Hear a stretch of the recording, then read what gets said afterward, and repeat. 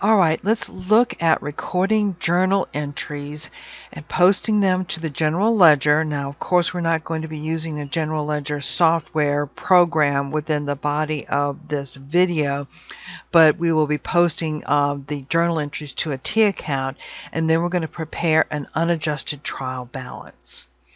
So first, and all of these transactions will be what you would do for a sole proprietor, we're going to receive an investment by the owner in the amount of $30,000 in cash. So we're going to debit cash and we're going to credit owner's capital. Remember the accounting equation, assets equal liabilities plus owner's equity. Capital qualifies under owner's equity for a sole proprietorship. Next, we're going to purchase some supplies for cash. We're going to treat supplies as though it is an asset providing future benefits, so we're not going to treat supplies as an expense, but as an asset. So we're going to debit supplies as an asset and decrease cash or credit it for the purchase of the supplies.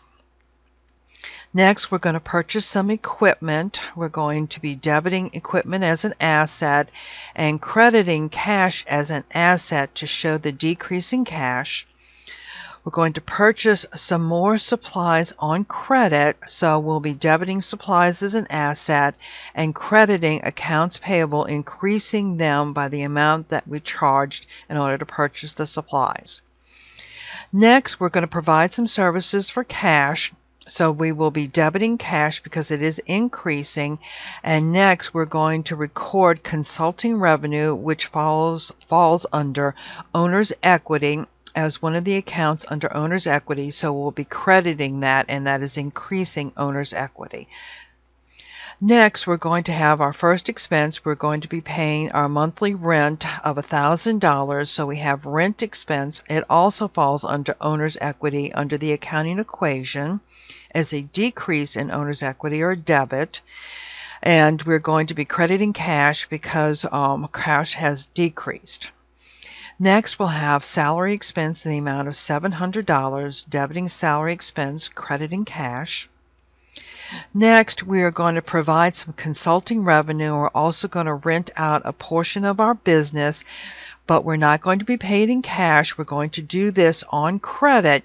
So instead of receiving cash and debiting cash, we will be debiting accounts receivable and crediting consulting revenue and rental revenue. We're going to separate out our revenue streams so that when we look at them on the income statement, we can see how much we earn from consulting services and how much we earn from rentals.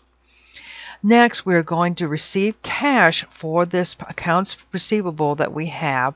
So our cash is going to increase and be debited, and we are going to be crediting accounts receivable, showing that the receivable has been paid off.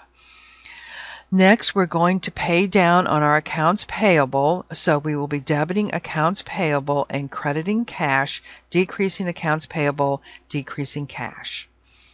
Next, the owner is going to take a withdrawal. So withdrawals by an owner are separated from other types of transactions so that on the statement of owner's equity, a person who's looking at the financial statements of a sole proprietor can see what withdrawals were taken by the owner during the period for which the financial statements were prepared. Withdrawals decrease owner's equity, which is credit based, so a decrease in owner's equity, same for expenses and also withdrawals, we're going to be debiting that and also crediting cash because it has decreased. Next, we are going to receive some cash for future services, so we're going to increase our cash and debit it, but we are going to credit a liability of unearned revenue. So this is not the same as revenue which has been earned. This is unearned revenue, so we were given some money ahead of providing some services, and so now this is a liability, money that we have to pay back if we don't provide the services. Next, we are going to pay cash for future insurance coverage. So this covers a certain period of time, and because it's related to future benefits, it's going to be classified as an asset.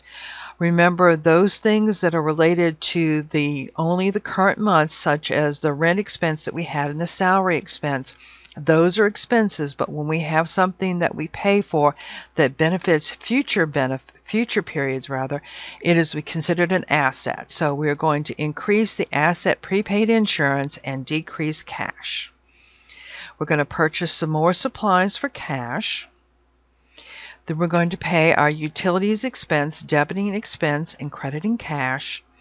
And then we're going to pay some more salary, have salary expense of $700 and cash of $700. Now let's look at seeing how these journal entries integrate with the general ledger or T accounts. So here we have all of our journal entries over here to the left, and to the right we will look at how each of them flow into the T accounts associated with each one of these accounts that we're looking at. I'm not going to walk you through it by talking you through it. I'll walk you through each one of them by showing you, but you'll be able to see how they integrate.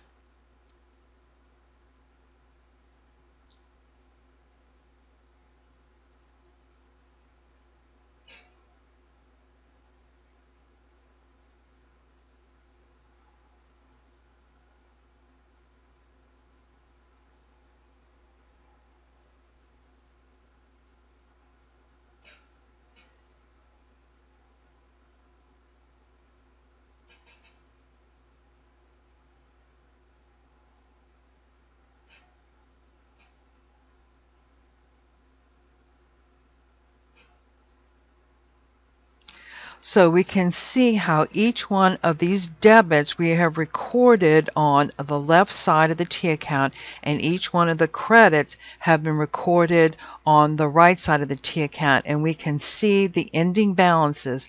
To determine the ending balances for any account, we do 3 steps. We add up all of the debits.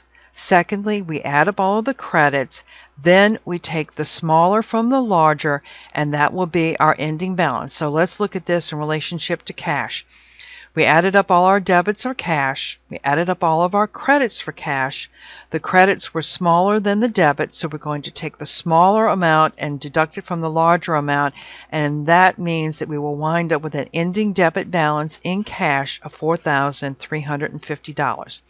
Now let's see how these T accounts integrate with an unadjusted trial balance. This is the unadjusted trial balance. So what we're doing here is we're taking each of the ending balances from all of our T accounts, placing them as to whether or not they're a debit or a credit balance, and making sure that all of our debits equal all of our credits. Again, the unadjusted trial balance is prior to any adjustments. The next video will look at adjustments.